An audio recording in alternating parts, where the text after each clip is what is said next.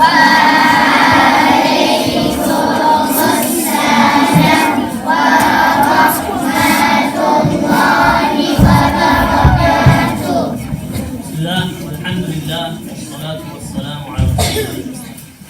I've got a very special assembly that makes me really happy. I can't even explain to you how pleased and happy about this assembly that I am. Now you may notice that there's some visitors here. Now these visitors, they are actually ex-students. They used to come to this school. You may remember some of them, maybe even related to some of them. They used to come to the same school, sit in the same hall, listen to me, go to the same classes as you. But the big difference with these people is that they, with a lot of hard effort and help from Allah, they have managed to finish this whole Qur'an. They have managed to finish the whole Qur'an. So on the end there is Sufyan Mayyid. He was our second year, 22 years old now. So he's studying in Leicester, Darul Uloom to be an alim. Here's Musa Stone, mashallah. Those of you that are in year 6 probably remember him. He's 7 now, and he is also managed to finish the Qur'an only a couple of months. And his sister Halima Stone, mashallah, she finished the whole Qur'an as well. And Aisha Naz, some of you there also know Mrs. Naz's daughter. Now, there are many more, and there are more students that I don't even have up there. But they are all, by the blessings of Allah and dua and hard work, they managed to finish the Qur'an. So that's what I want to talk to you about today, is the Qur'an. Now, we are in the month of the Qur'an. Allah Ta'ala says in the Qur'an, شهر رمضان الذي أنزل فيه القرآن. That the month of Ramadan is the time that the Qur'an came down.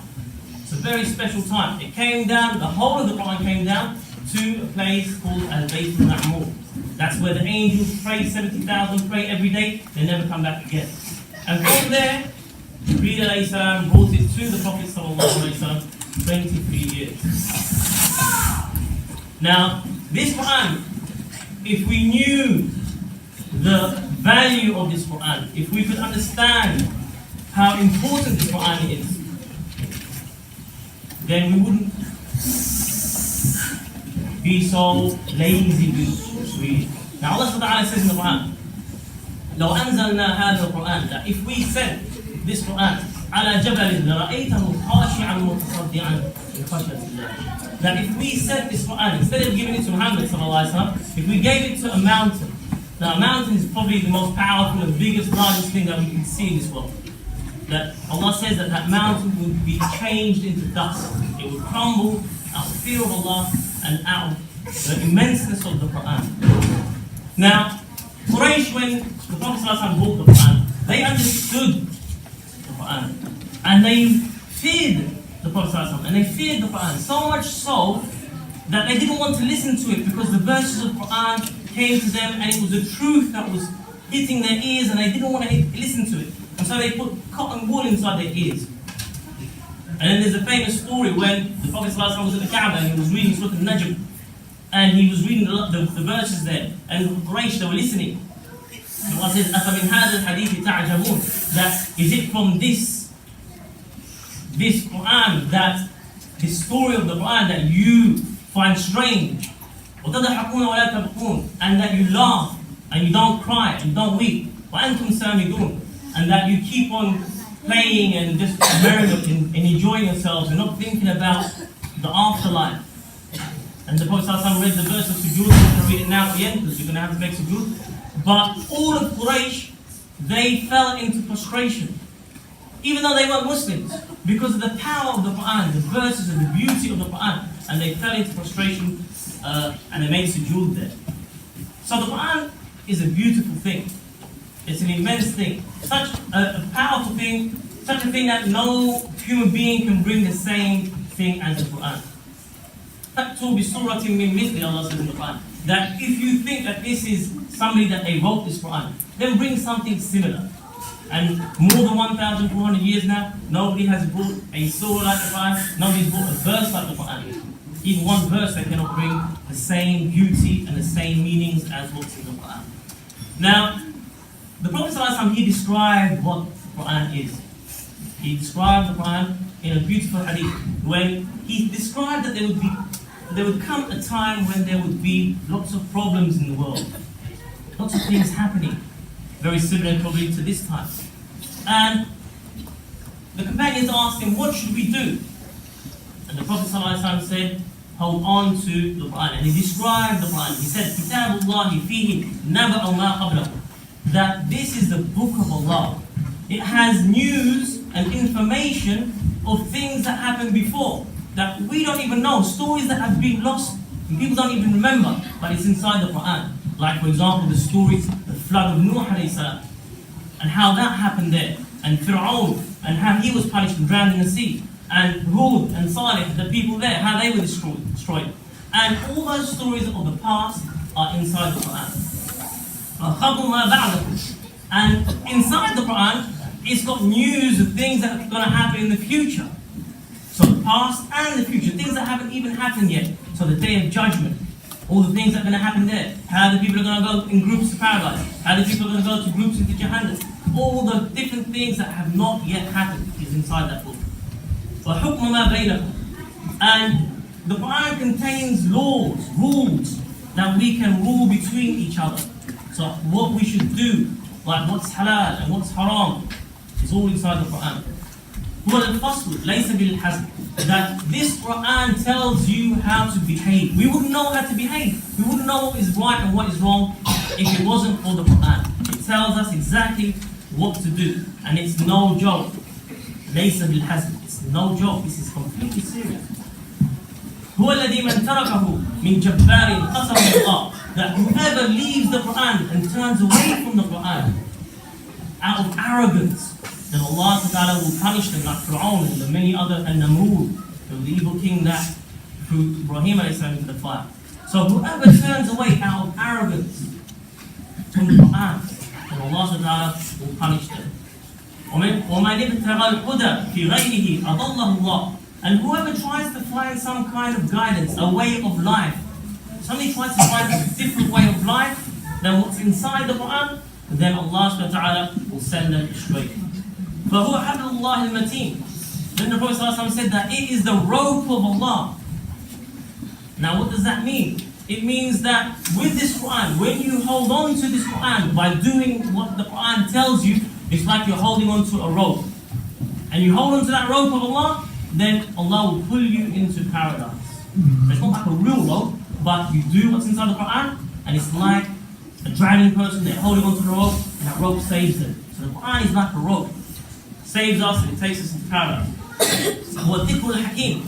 It is the wise reminder. Now wisdom is knowing what to say and what to do at any time. The right thing to say, the right thing to do. That's what wisdom is. And it's the wise reminder. Everything in the Quran is perfect, it's just right. Maybe sometimes we don't understand what's inside the Quran, but that's our problem. It's something wrong with us, not with the Quran. But the Quran is perfect and it's a wise reminder.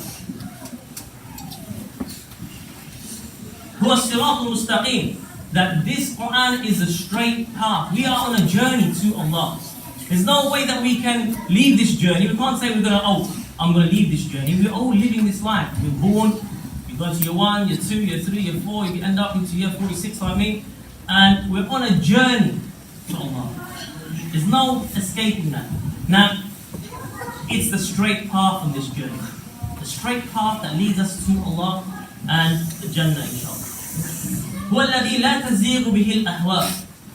That your desire, what you want to do, what you feel you want to do, if it's with the Quran, you feel that you want to pray, you feel that you want to keep away from haram stuff, you feel that you don't want to lie, you feel that you don't want to steal, you feel all these things and it's the things that you want, and it's the same as the Quran, then you have been guided. That it's a miracle of the Quran that people can read the Quran, they can memorize the Quran, but they don't even know the Arabic language.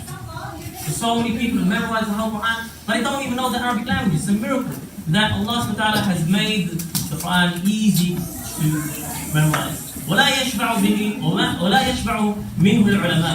That those people that have been given knowledge those people that have learned about Islam, and they've learned Arabic, and they've learned all the different sciences of Islam, like hadith and different things, then they go into the Qur'an very deep.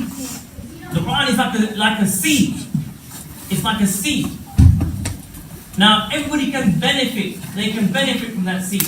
So, for example, when you're small and you don't know Arabic, you can go to the sea and you can collect shells from the seashore and you can still benefit and nice things from the sea there. But as you get older and you learn more about the Qur'an, you learn more Arabic, you learn more sciences, hadith and fiqh and all these different things, you are like a diver. You can go deep into the sea, like deep into the Qur'an, and bring out pearls from the bottom of the sea. And that never stops, because you never stop gaining knowledge. You always gain knowledge, and you can always gain more treasures from the Qur'an. وَلَا يَخْلُقُ عَنْ كَثْرَةِ الرَّدِّ. That you never get bored of reading the Qur'an. You can read the same Surah Al-Fatiha every day, so many times. You never get bored of reading the Qur'an. Whatever surah it is, you just keep on going, because you're getting reward from reading that. وَلَا تَنْقَضِي عَجَائِبُهُ. That the miracles of the Qur'an never stop. As the human being is becoming more advanced, and we can see that human beings, Allah is teaching us more technology. We have more things these days. We've got microscopes, we've got telescopes, we've got things that we can see very far into space. And we're finding that what Allah has said in the Qur'an is true. All the things that Allah subhanahu wa ta'ala has said in the Qur'an, He's described the stars and the small creatures, and everything that He's described is true. So the miracles of the Qur'an never stop.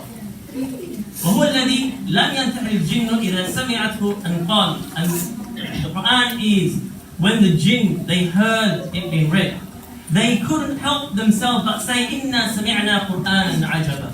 So when the jinn, they heard the Prophet ﷺ reciting the Qur'an, they said that indeed we have heard a truly amazing Qur'an, truly amazing recital. هو الذي من قال به صدق. Whoever says what's inside the Qur'an, if you say what's inside the Qur'an, what Allah has said in the Qur'an, you've told the truth. You've told the thing that is completely right. وَمَنْ حَكَمَ بِهِ عَدَلٍ. And whoever rules by the Qur'an, then you have been just. You have been totally fair. وَمَنْ عَمِلَ بِهِ أُجْرًا. And whoever does whatever's inside the Qur'an, this is very important. You practice what's inside the Qur'an, like praying salah, being good to your parents, being good to each other. When you do these things, you get reward. You get reward from Allah.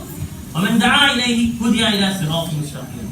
And whoever calls people to this book of Allah, and they follow the book of Allah, then they too have followed the straight path.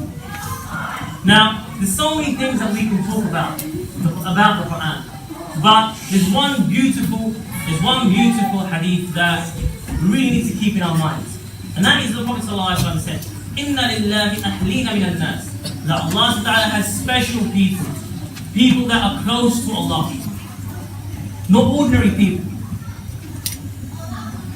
Oh, Ya Rasulullah, menhum. And the companions, they wanted to know who are these special people, because they want to be the special people. And so they asked, who are they? And the Prophet ﷺ said, قال هم أهل القرآن. They are the people of Qur'an. أهل الله وخاصته. They are the ones that are the closest to Allah. They are the special ones of Allah. Those are the people that have put effort with the Qur'an. The more effort that you put with the Qur'an, to memorize the Qur'an, to practice the Qur'an, to do what's inside, keep away from the haram of the Qur'an, keep away from, or do the halal of the Qur'an, do the salah, being good to your parents, all of these things, then you become one of the special people of Allah. Now, if you manage to memorize the Qur'an, whatever Qur'an you memorize, then that will be your level in the paradise. The day judgment will follow reciting the Qur'an, that it will be said to the person that has memorized the Qur'an. Iqra wartaqi warattil. That read and rise. Read and rise, that's what we've got up there. Read and rise. كما كنت ترتل في الدنيا, like you used to recite in this world. فإن منزلتك عند آخر آية تقرأها أو تقرأ بها. So that your level in paradise is going to be at the last verse that you know. So the more Qur'an that you know, the more Qur'an that you learn, the more Qur'an that you practice, then the higher in paradise you will go. And that's what we all want. And that's why I made this Quraan Races, to try and encourage each other. And that's why I've invited today our ex-students to try and encourage you as well, that you can do it as well. It's not impossible. These people, they put the effort in, you can do the same as well. And I'm sure, inshallah, in a few years' time, we will see some more names up here of people that are sitting here right now. So that's what this assembly has been about. It's been about Quran and the importance of memorizing it. Now there's so much more that can be said, but I want to stop there and I want to maybe open up for you to ask some questions from our ex-students. Any questions that you've got about memorizing Quran and how to do it, and any kind of advice you can ask. Now, yes, that's it. What do you mean a straight path? Straight path, it means the path that takes you to Allah without getting lost and ending up in Jahannam. Not a nice place. Yes. Sorry? Okay, that's nice. Right, yes, Abdullah. How long did it take them to all memorize the Quran? Okay, anybody want to answer that? Yes, Salim. 7 years. 7 years. I was in year 1. Year 1. Right, you want to come up to Haywood? Alright, so she started in year 1 and it took her 7 years. Halim's got a nice story about Surah Al-Mutaffifin. You want to share that, Halima? Okay, in year 3, after completing the Benitri, it took me the whole year to memorize Surah Al-Mutaffifin. So, like, don't give up is basically the moral. Right, so if you're stuck on a surah, don't give up. Halima had a lot of patience. 1 surah, 1 year. Yeah, but after that, she carried on. Yes, right. What's the best way to learn the pages? What's the best way to learn the page? Okay, anybody want to answer that? Yes, Musa. Yaqub. What I Last do, chance. I just do memorize one ayah, then you memorize it, then you read it, then you memorize the second ayah, then you read that, and then you both the ayahs together until you finish it. So you got that? So Musa said that the best way to do it is to learn one verse, and when you're confident you can read that without looking, then learn the next verse, and then add the two together. Recite the two together, and then learn the third one, and then all three together. And keep on going like that until you've done the whole page. Okay, so Halima says listening to the Quran. So listening to the Quran. So when you're going in the car, maybe get your mum and dad to play Quran in the car or at home, in the house. The more you listen to it, then the easier it will be as well. Anybody else got questions? Yes, Ad.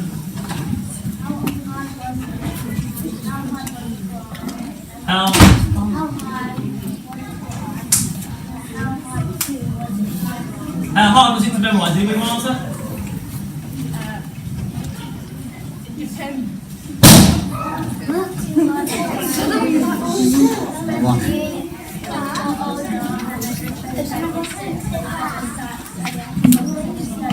Come round.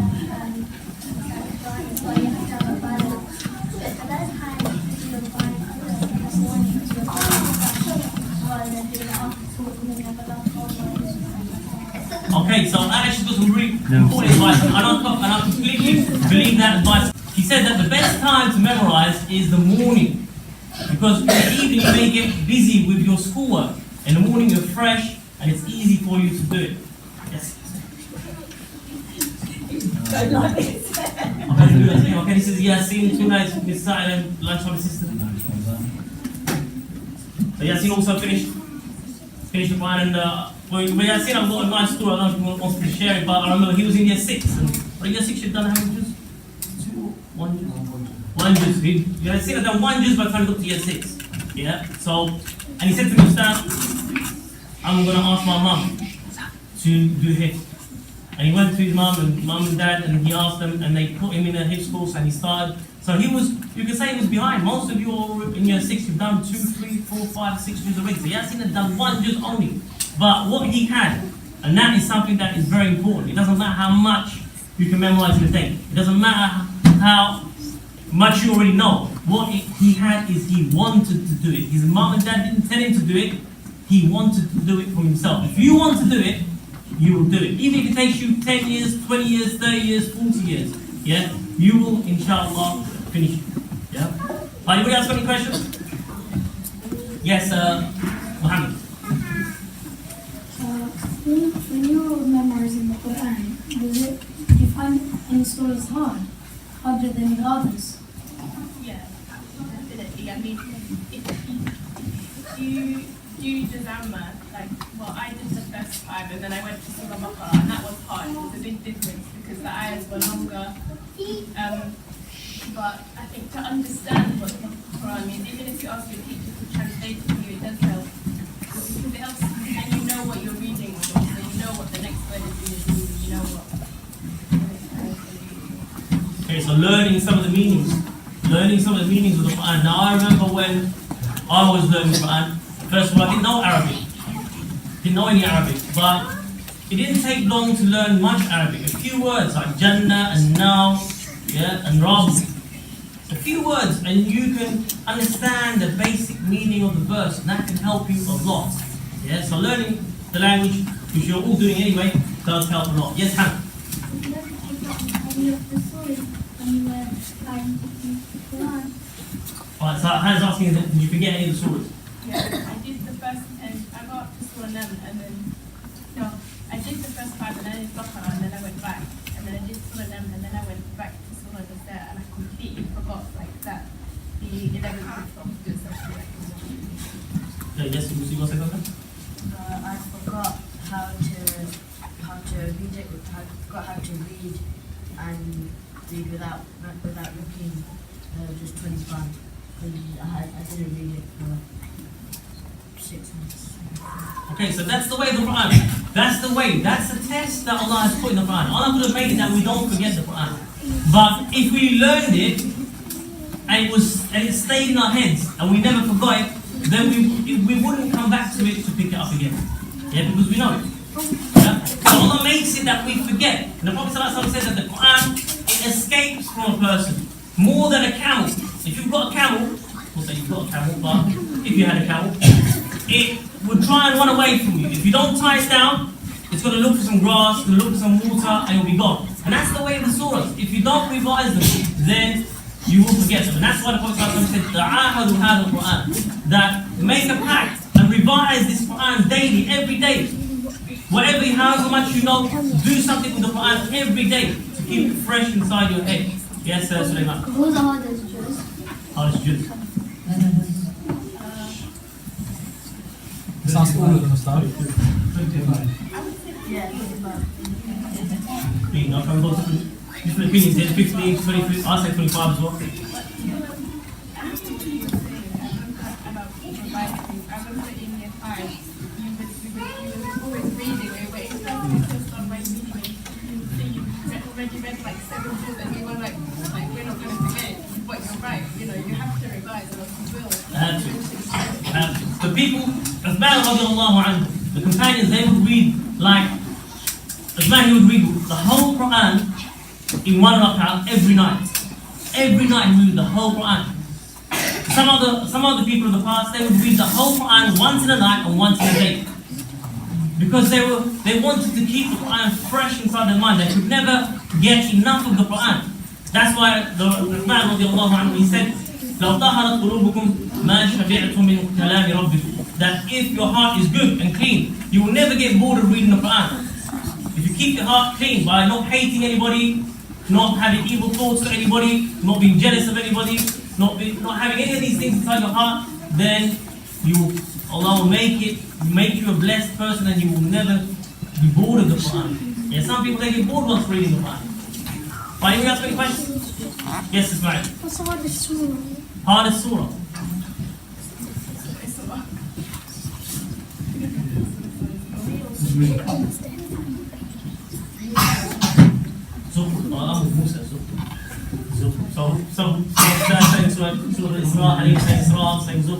So yeah, it depends on how you learned it, I think. How much time you spent on it when you learned it. That's why in his class, the people come to me and they say, Ustad, I know it. I say, go back and read it another 40 times. Go back and read it another 40 times. Even after you've learned it, go back and read it another 40 times. That's going to stamp it on your head or in your mind really well. Yeah, so I think the hardest surah is the one that you didn't spend enough time with it when you learned it. Yeah, so Allahu Akbar. Anybody else got a question?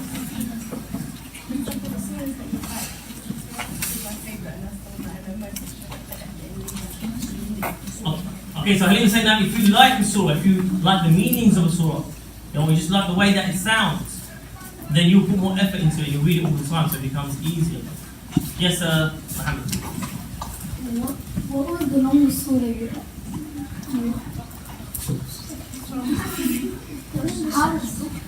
What surah did it take you the longest to memorize? Like, how much time it took you? Okay, well, we know that Halim has been up with that for years, so anybody else? Be